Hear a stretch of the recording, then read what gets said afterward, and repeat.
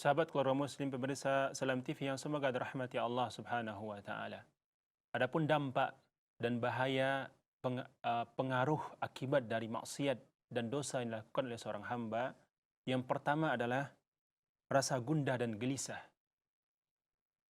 Menurut Syekh A'id Al-Qarni hafizahullah, salah seorang ulama terkemuka dalam agama Islam, beliau mengatakan ini merupakan dampak yang paling menonjol ketika seseorang melakukan dosa bermaksiat kepada Allah Subhanahu wa taala, maka setelah itu dia akan merasa gundah, merasa sedih, merasa gelisah atas dosa dan maksiat yang telah dia lakukan. Sebagaimana firman Allah Subhanahu wa taala, "Wa man a'rada 'an dzikri fa inna lahu ma'ishatan dhanka wa nahsyuruhu yawmal qiyamati a'ma. Qala rabbi lima hasyartani a'ma وقد كنت بصيرا قال كذلك آتتك آياتنا فنسيتها وكذلك اليوم تنسى."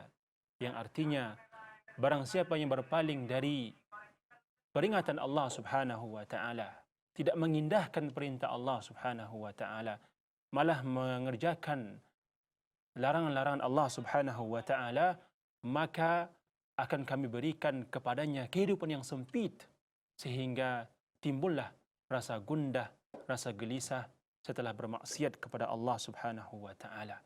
Dan pada hari kiamat, kata Allah Subhanahu wa taala, kami akan himpun orang tersebut dalam keadaan buta.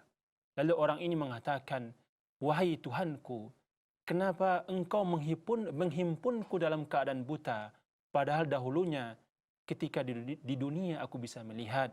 Apa kata Allah Subhanahu wa taala?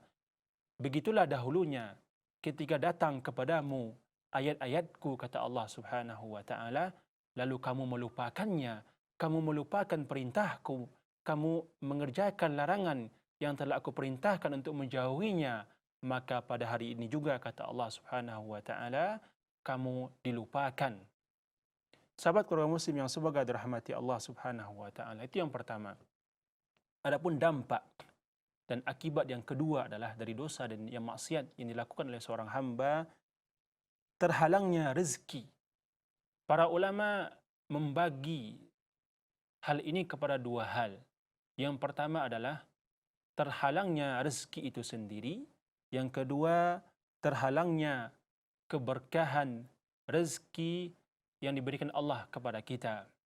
Dosa dan maksiat akan menyebabkan kesengsaraan, akan menyebabkan kemiskinan, meskipun orang tersebut mendapatkan rezeki dari Allah Subhanahu wa taala, akan tetapi Allah Subhanahu wa taala mencabut keberkahan dari rezeki yang diberikan kepada hamba-hambanya karena dosa dan maksiat yang dia lakukan.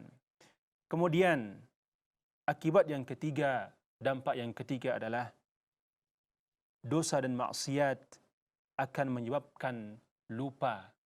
Dalam sebuah riwayat disebutkan oleh Ibnu Taimiyah rahimahullahu rahmatan wasi'ah, ada seseorang yang hafal Al-Quran, kemudian dia melihat pemandangan yang tidak senonoh, pemandangan yang diharamkan oleh Allah Subhanahu wa taala.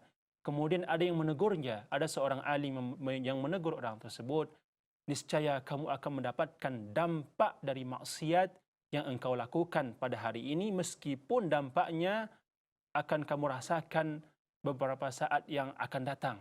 Lalu setelah 40 tahun berikutnya, dia mengatakan hafalan Al-Quran yang dia hafal selama ini telah hilang dari ingatannya.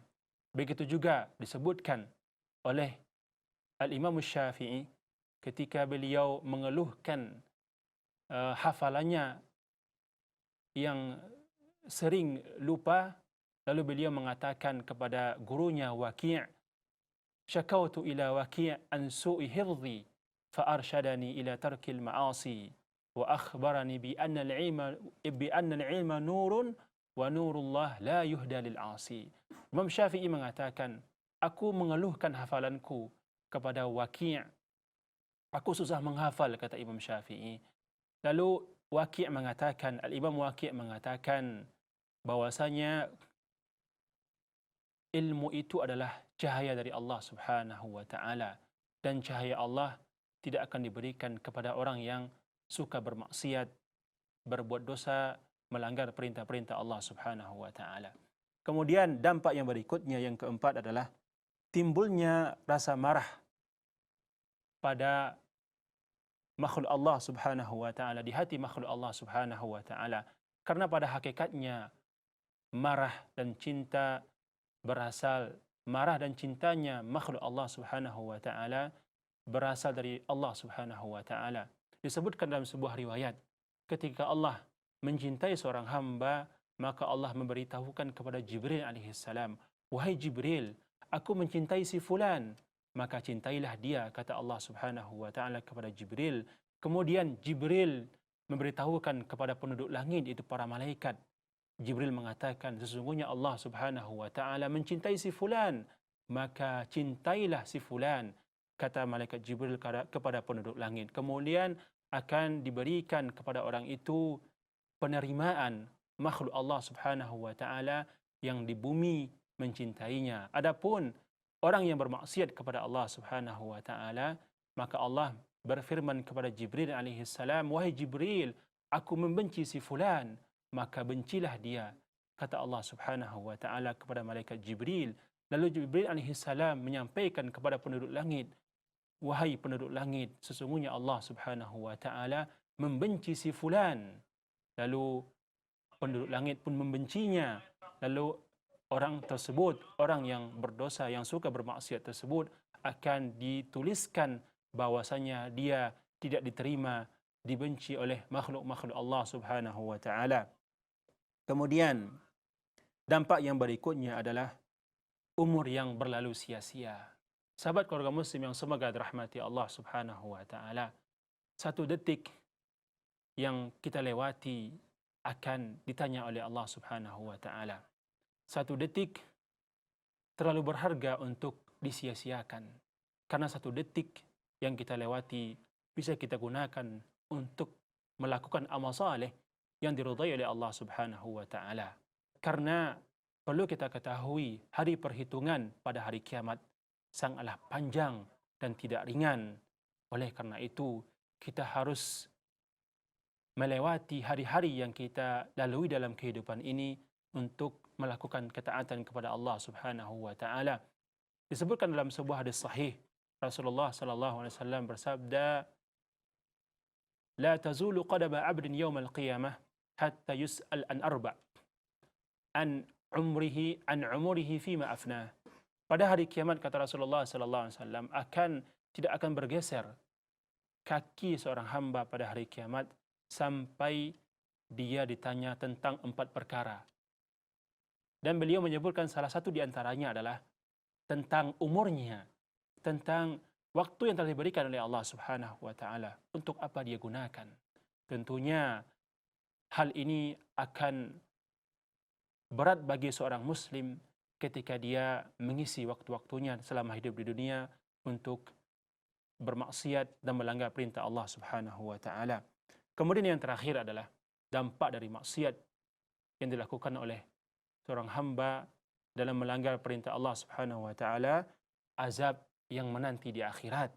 Tentu apalagi azab yang akan menunggu mereka selain daripada masuk neraka Jahannam, sebagaimana firman Allah Subhanahu wa taala, "Fa amma man tagha wa athara al-hayata ad-dunya fa innal jahima hiyal ma'wa." Dan barang siapa yang melampaui batas, melanggar perintah Allah Subhanahu wa taala dan mengikuti hawa nafsunya, maka sungguh neraka jahimlah tempat kembalinya. Dan juga firman Allah Subhanahu wa taala, "Wa may ya'sillaha wa rasulahu fa inna lahu nar jahannam khalidina fiha." Maka barang siapa yang bermaksiat kepada Allah, bermaksiat kepada Rasulullah sallallahu alaihi wasallam, maka bagi dia neraka Jahannam dan dia akan kekal di dalamnya.